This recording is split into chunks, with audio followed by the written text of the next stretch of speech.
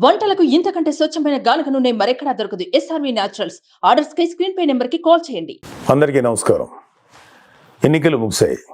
దాదాపు 82% ఓట్లు పోలయ్యాయి. ఇది ప్రజాస్వామ్యంలో మంచి పరిణామం. కానీ ఇదే సమయంలో ప్రజలందరం చాలా అప్రమత్తంగా ఉండాలి. ఎందుకంటే పోలింగ్తోనే ఎలక్షనీరింగ్ పూర్తి కాలేదు, కౌంటింగ్ కూడా ఉంది.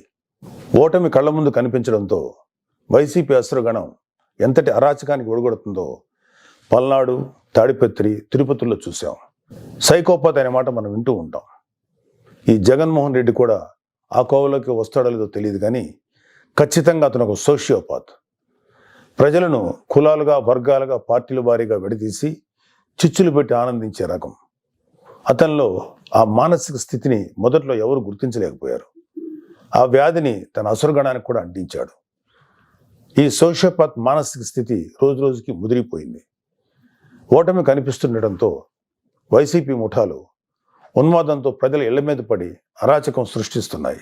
మాచర్ల వైసీపీ ఎమ్మెల్యే సంబంధీకుల ఇళ్లలో పెట్రోల్ బాంబులు దొరికాయంటే ఫలితాలు వచ్చాక వీళ్ళు ఎంత రాక్షసత్వానికి తెగబడబోతున్నారో ప్రజలు గ్రహించాలి. తాడిపత్రిలో పోలీసులు కూడా తమను తాము రక్షించుకునేందుకు అగచాట్లు పడ్డారు. అంటే వైసీపీ ఎంతగా రెచ్చిపోతుందో అర్థం చేసుకోవాలి.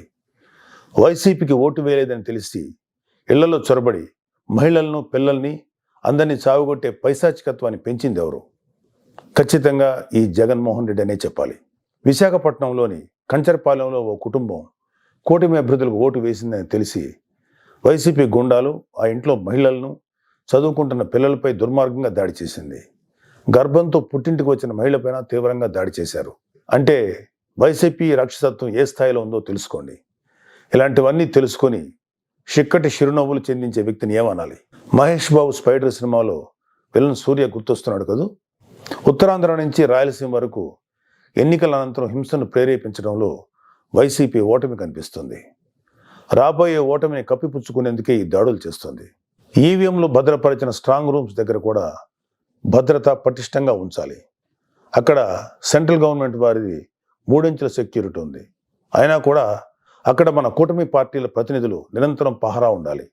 ముఖ్యంగా మన జన సైనికులకి, వీర మహిళలకి నా అభ్యర్థన ఏంటంటే, ఎక్కడైతే జనసేన పోటీ చేసిన ప్రాంతాల్లోని ఈవీఎంస్ భద్రపరిచిన స్ట్రాంగ్ రూమ్స్ ఉన్నాయో అక్కడ మన జన సైనికులు వాలంటీరింగ్ చేసి కాపులాగా కూర్చోవాలి.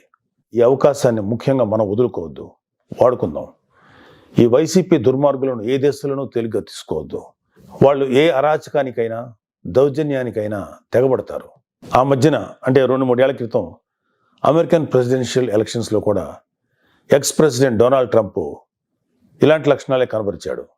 ఎన్నికల్లో ఓడిపోతున్నాను అని తెలిసాక కూడా నేనే గెలుస్తున్నాను, గతం కంటే గట్టిగా ఓట్లు వచ్చాయని ప్రచారం మొదలెట్టాడు.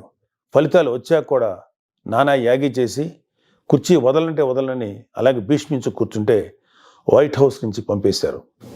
దాదాపు ఇలాంటి లక్షణాలే మన ఆపద్ధర్మ ముఖ్యమంత్రి జగన్మోహన్ రెడ్డి కూడా ప్రదర్శిస్తున్నాడు. అందుకే మొన్నటికి మొన్న ఐపాక్ మీటింగ్లో కూడా తన పార్టీ గెలుస్తుందని గొప్పలు చెప్పాడు. అతని మానసిక స్థితిని వంట పట్టించుకున్న ఉత్తరాంధ్ర నాయకుడు ప్రమాణ స్వీకార ముహూర్తం, విశాఖలో స్థలం అన్నీ ప్రకటించేశాడు. జూన్ 4 తర్వాత వీళ్ళందరినీ విశాఖలో ఉన్న ఆ ఆసుపత్రిలో చేర్చాల్సిందే. ట్రంప్ లాగే జగన్ కూడా కుర్చీ వదులుకోవడానికి ఇష్టపడ్డాం. తన ఉన్మాద బృందంతో రాష్ట్ర వ్యాప్తంగా దాడులు, హింసకు తెగబడే ప్రమాదం లేకపోలేదు.